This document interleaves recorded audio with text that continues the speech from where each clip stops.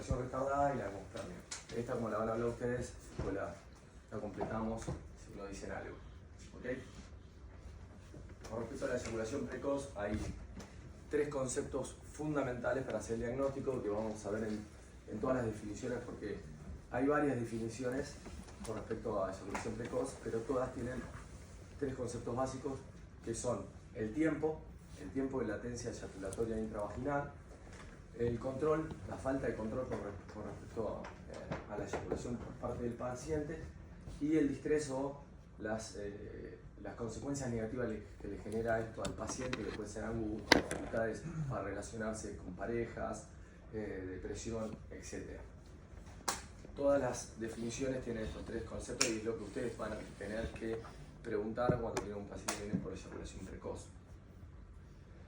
El ILT, bueno, ese tiempo de latencia eyaculatoria intravaginal, el paciente te lo va a decir, lo mide él estimativamente, ¿ok?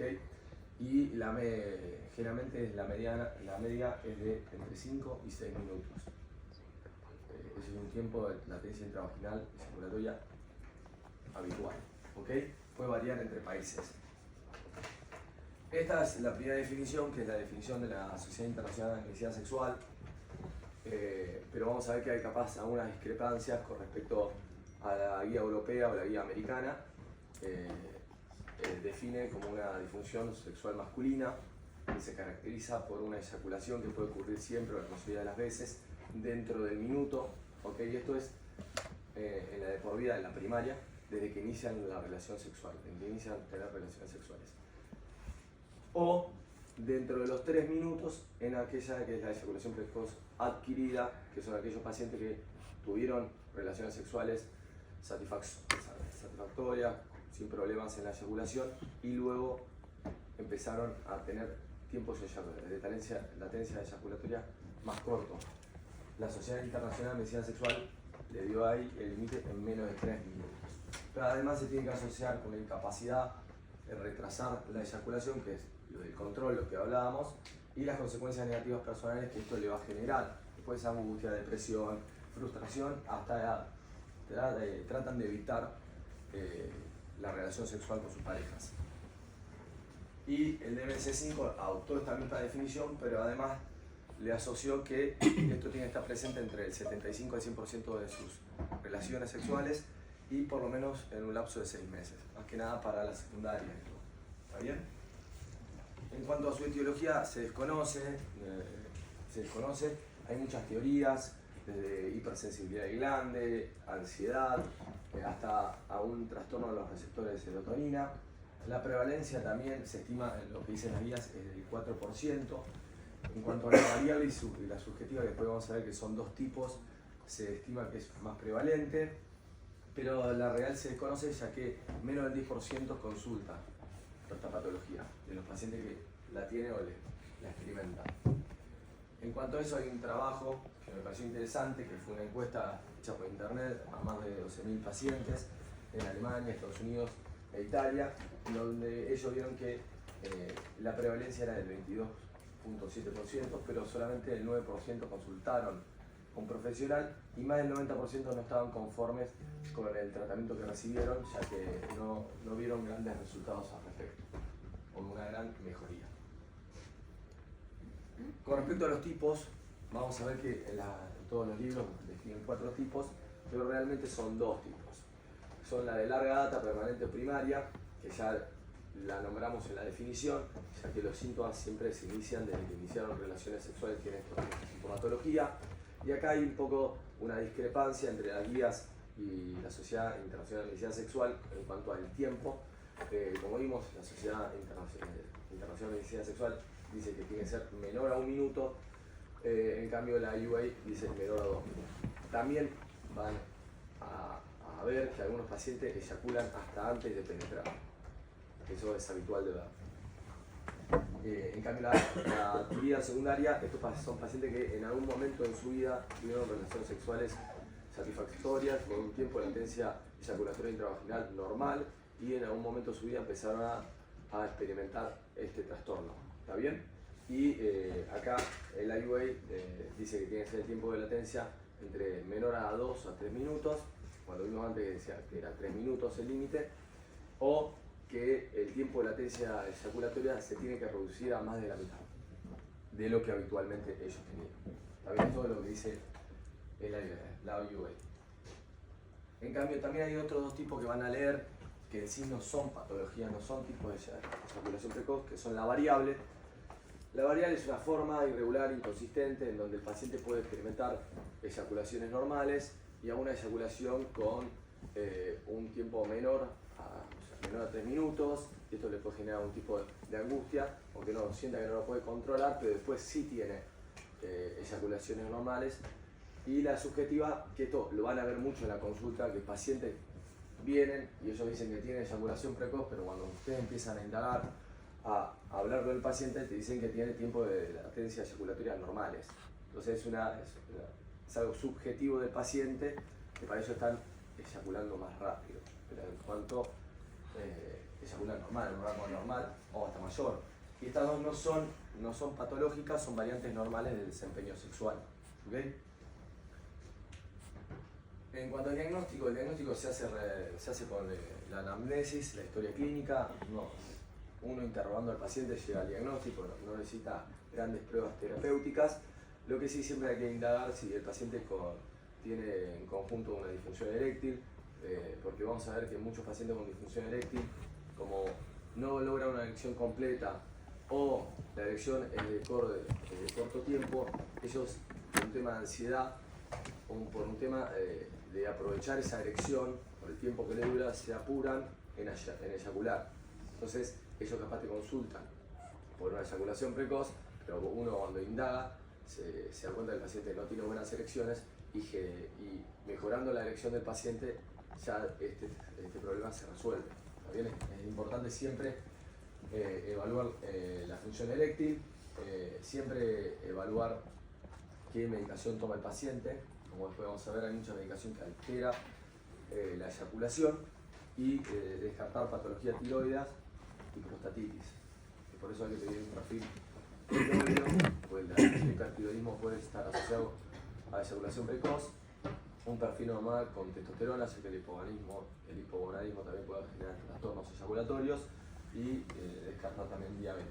Esto como pruebas complementarias, pero el diagnóstico se hace con el interrogatorio. ¿Está bien? Hay cuestionarios validados, pero la verdad en la práctica clínica habitual no se utilizan solamente para si uno va a hacer investigación, que acá hay un ejemplo, acá están los otros nombres, si quieren los podrían buscar, pero la verdad para su práctica diaria no lo van a utilizar. Lo que sí, las guías recomiendan ciertas preguntas, que básicamente son las primeras tres, que es la definición, preguntar por el tiempo de latencia eyaculatoria intravaginal, si tiene control o no con respecto a la eyaculación, y si esto le genera una repercusión emocional con respecto a eyacular más rápido. Todo esto. Después hay otras preguntas que son opcionales, pueden hacer, se las dejo. Y en cuanto al tratamiento, vamos a ver que no hay un tratamiento, no hay una cura de la eyaculación precoz. Lo que sí podemos dar tratamientos para mejorarla. El tratamiento se basa en una farmacoterapia, pero también en una terapia psicosexual, psicológica. En cuanto a la terapia psicológica, es psicoterapia, y además hay pautas conductuales que uno le puede recomendar al paciente. Son técnicas conductuales, de cambios de hábitos. En cambio, la farmacoterapia tenemos medicación vía oral y agentes tópicos locales. Los agentes tópicos locales fueron los primeros, fue la primera fórmula que se aprobó para la eyaculación precoz en 1940, como vamos a ver después. Y en cuanto a los agentes orales, la única medicación que está aprobada para la eyaculación precoz es la apoxetina. Todas las otras medicaciones se utilizan un montón y están en las guías, pero se utiliza de forma off-label, ¿está bien? Y generalmente vamos a ver que utilizamos IRS en la mayoría de los casos, o a un antidepresivo tricíclico. Después hay otras medicaciones que las nombran, pero que no tienen evidencia científica. En cuanto al tratamiento psicológico y las pautas conductuales, se le puede recomendar al paciente que haga lo que es detener e iniciar, y se puede asociar con la técnica de compresión. ¿En qué consiste esto? Es el paciente cuando tiene la relación sexual cuando sienta el impulso eyaculatorio va a detenerse, va a tener la relación sexual, va a esperar que se pase el impulso eyaculatorio y luego va a volver a arrancar.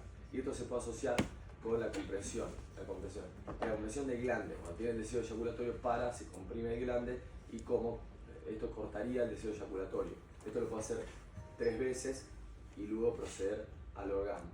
Mejora la latencia intravaginal entre un 45 a 65%, pero bueno, estas medidas se ven todavía más, son más efectivas junto con el tratamiento farmacológico.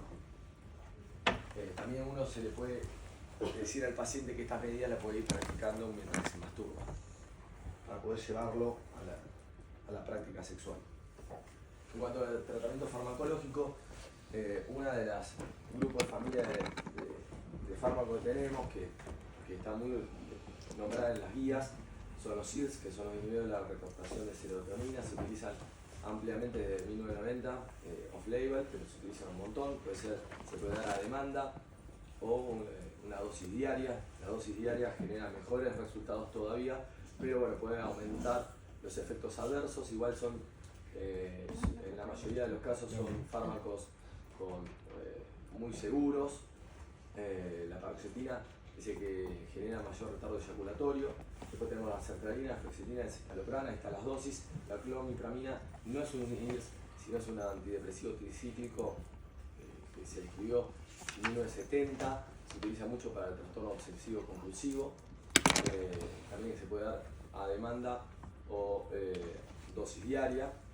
Lo que sí, bueno, todos estos pacientes, cuando uno le da dosis diaria, hay que instruirlos que, como son antidepresivos, tienen desventaja, tienen un inicio de acción lenta, por ende, en pocos días van a empezar a ver mejoría, pero la mayor efectividad del tratamiento, la mejoría de los síntomas, se van a ver a partir de las 2-3 semanas de estar tomando la medicación. Esto se lo tienen que decir, y como tiene una larga vida media, también hay que avisarle a los pacientes que si en un momento quiere discontinuar el tratamiento, va a tener que, no lo puede suspender abruptamente, sino hay que discontinuarlo progresivamente en el transcurso de 2 a 3 meses, disminuyendo la dosis, para evitar generar un síndrome de abstinencia. También estos medicamentos fueron estudiados largamente y no generan un aumento en la ideación suicida en mayores de 18 años, pero bueno, en menores de 18 años hay que utilizarlo con mucho recaudo. ¿Está bien? Utilizándolos a demanda no tenemos tantos problemas con efectos adversos, pero bueno, son menos efectivos. Y hay que evitar el uso de estos en pacientes con trastorno bipolar. Con respecto a la apoxetina, que dijimos que fue el primer medicamento aprobado para la eyaculación precoz, no está disponible en Estados Unidos, pero bueno, nuestro medio sí un montón. La dosis de 30 o 60 miligramos es a demanda, es unirse de acción corta, se toma entre 1 a 2 horas antes de la relación sexual, se aumenta el tiempo de latencia eyaculatoria entre 2 a 3 veces, pero tiene una alta tasa de abandono, más del 90% a 2 años, porque bueno, no es una enfermedad que tenga cura, el paciente se cansa y abandonan, después vuelven a consultar, pues les genera frustración también por costos, pero bueno, es una buena herramienta para iniciar. La guía lo recomienda como tratamiento de primera línea, con un grado de evidencia fuerte. En cambio, los agentes tópicos, que son la lidocaína, los geles con lidocaína de pirilocaína, también fueron de los primeros agentes que fueron aprobados para la eyaculación precoz. Se utiliza, el paciente se lo tiene que aplicar 5 minutos antes de la relación sexual. La marca comercial es EMBLA. Esto genera una disminución de la sensibilidad del glande y aumenta el tiempo de latencia intravaginal, o de 1 o 2 minutos a 6 a 9. Lo que sí, esto puede generar, se le puede trasladar a la pareja y generarle adormecimiento o entumecimiento, por eso se recomienda usar con preservativo. ¿Bien? También son de primera línea según las guías, un grado de recomendación fuerte. Después van a haber otros tratamientos para la eyaculación precoz, el tramador a demanda, pero bueno, las guías recomiendan como de segunda línea cuando fracasan los fármacos de primera línea, pero bueno, no hay mucha evidencia que lo avale y además tienen el riesgo de generar adicción. los bloqueantes alfa 1, no hay tampoco evidencia que lo vale. Hay varios estudios con psilocibina, pero no hay ninguna recomendación a partir de las guías ni evidencia que lo vale. Los IPD5, la verdad, los IPD5 no mejoran el tiempo de latencia eyaculatoria intravaginal, pero sí aumenta la confianza del paciente, la percepción de control, la satisfacción sexual y reduce la ansiedad. Entonces, es una buena medida utilizarlo en conjunto con los SIERS o con la dapaxetina. ¿Está bien? Esto, bueno, es un algoritmo de todo lo que estuvimos hablando y el tratamiento, la idea que se lleve es que el tratamiento tiene que ser combinado, tiene que ser el tratamiento farmacológico que vamos a dar nosotros con las medidas conductuales y con una terapia psicológica, una psicoterapia, ya que así tiene mejores resultados el paciente, pero sabiendo que no hay una cura.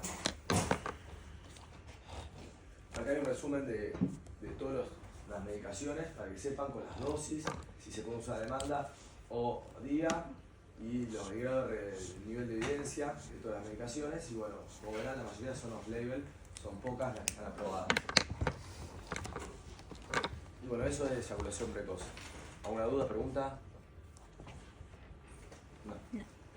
Lo que segundo iba a hablar era de hemospermia, pero bueno, van a dar una clase ustedes, así que lo pasamos rápido, después lo charlamos un poco cuando den la clase. Después, si quieren, volvemos a esto, que está bueno para que se lleven para la práctica diaria. No sé si lo van a decir ustedes. Y con respecto a la eyaculación retardada, la verdad que es una patología bastante infrecuente. La eyaculación retardada, la anorgasmia, la aneyaculación es bastante infrecuente. Es la incapacidad persistente, constante y molesta para lograr una eyaculación o una latencia excesiva para lograr la eyaculación. ¿Está bien?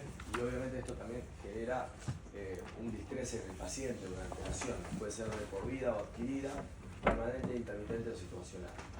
Y es una disfunción sexual masculina, menos estudiada, por ende está menos reportada y no hay muchos estudios que avalen el tratamiento, no hay evidencia. Acá hay un resumen de etiologías, no solamente de eyaculación retardada, sino también puede haber de aneyaculación y eyaculación retrógrada, pero bueno, algunas que marqué que están, son bastante comunes, todo pacientes con neuropatía diabética, que pueden tener eyaculación retardada, pacientes que han tenido grandes cirugías pelvianas, como la cistectomía, la prostatectomía, el hipogonadismo, y lo más frecuente que se puede ver en pacientes psiquiátricos que toman psicofármacos, muchos psicofármacos, como vimos anteriormente, que los utilizamos para generar retardo eyaculatorio. Acá, si lo están tomando, puede generar retardo eyaculatorio y ahí te viene el paciente a consultar. Con respecto, bueno, estos son todos los fármacos que pueden generar retardo eyaculatorio. La mayoría son psicofármacos. ¿Está bien? Y con respecto al diagnóstico, con esto va a ser el diagnóstico. OS. El paciente no puede pasar cualquiera de estas dos cosas. Pueden tener una latencia eyaculatoria intravaginal de más de 25 a 30 minutos, o cuando interrumpen la actividad sexual por solicitud de su pareja, por cansancio o porque tiene la sensación de que no van a eyacular. Cualquiera de estas 3-4 situaciones que comentamos acá se lo va a transmitir su paciente. Ustedes tienen que indagar. ¿Está bien?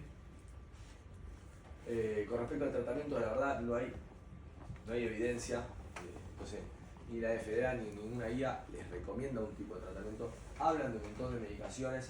Las más comunes que pueden ya escuchar son la yoembina, el bupropion, la ciprofloxacina, la mandadina, pero la verdad no hay evidencia para poder recomendar alguna. Y acá les dejo un algoritmo que está bueno. Esto lo hizo el doctor Bechala, el profesor Bechala, y el doctor Casabé, que eran médicos de planta del Hospital Durán.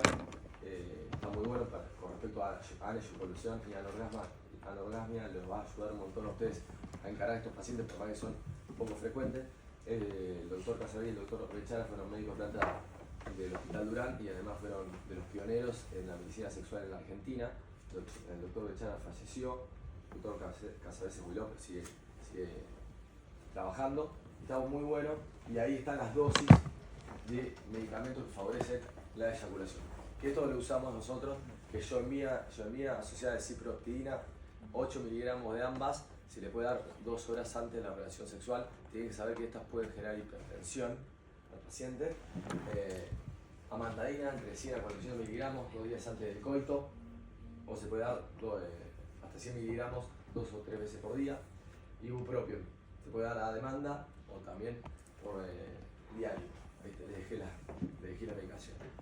Y esto es como un resumen de todas causas que pueden generar anemia, por eso está bueno. Como conclusiones de la eyaculación precoz, que es un problema común que vamos a ver, hay que realizar el diagnóstico y clasificar la eyaculación precoz basándose puramente en la anamnesis, en la historia clínica, siempre preguntar por el tiempo de latencia, por el control y por los síntomas negativos que esto le puede generar al paciente, si llegan al diagnóstico. Afecta la calidad de vida de los pacientes y de la pareja, o sea que tienen menos satisfacción en las relaciones sexuales y pueden generar angustia, pérdida de confianza o evitar las relaciones sexuales. El tratamiento se basa básicamente en los SIRS y en los antidepresivos y siempre hay mejores resultados cuando la terapia es combinada. En cuanto a las otras 2 patologías, bueno, los compañeros le van a dar y de eyaculación retardada, bueno, hay muchas causas, siempre indagar sobre el fármaco que está tomando el paciente y bueno, no hay ninguna evidencia que apoye un tratamiento en particular, pero bueno, ahí les dejé un par de fármacos que se pueden utilizar. ¿Dudas, preguntas al respecto?